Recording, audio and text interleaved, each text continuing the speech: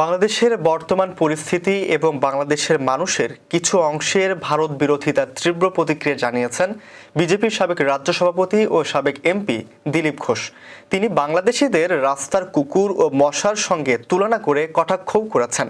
রোববার শিলিগুড়িতে দলীয় সদস্য সংগ্রহ কর্মসূচিতে অংশ নিয়ে দিলীপ ঘোষ এসব মন্তব্য করেন। বিজেপির এই নেতা বলেন, সারা বিশ্বের কতজন মানুষ বাংলাদেশ সম্পর্কে জানে, কিন্তু ভারত সম্পর্কে সবাই জানে। ভারত এখন চীন ও পাকিস্তানের সঙ্গে টেক্কা দিচ্ছে। ভারতের কূটনৈতিক অবস্থান সঠিক বলে মন্তব্য করে দিলীপ ঘোষ বলেন, ভারতের পররাষ্ট্র সচিব সম্প্রতি ঢাকা সফর করেছেন। তিনি বাংলাদেশে অস্থিরতা বন্ধ করতে সরকারকে সরাসরি অনুরোধ করেছেন। আমরা বাংলাদেশের পরিস্থিতি নিবিড়ভাবে পর্যবেক্ষণ করেছি।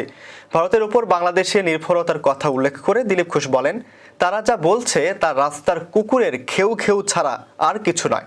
বাংলাদেশ পানি, খাদ্যশস্য, চিকিৎসা, অন্যান্য বিভিন্ন কারণে ভারতের উপর ব্যাপকভাবে নির্ভরশীল। ভারতের সহায়তা ছাড়া তারা কিভাবে টিকে থাকবে? গত 5 অগস্ট ব্যাপক গণঅভ্যুত্থানের মুখে বাংলাদেশের তৎকালীন প্রধানমন্ত্রী শেখ হাসিনা ঢাকা থেকে পালিয়ে দিল্লিতে আশ্রয় নেওয়ার পর বাংলাদেশ ও ভারতের সম্পর্কের অবনতি হয়। এরপর থেকে বিজেপির নেতা বিভিন্ন সময়ে বাংলাদেশ বিরোধী বক্তব্য দিচ্ছেন।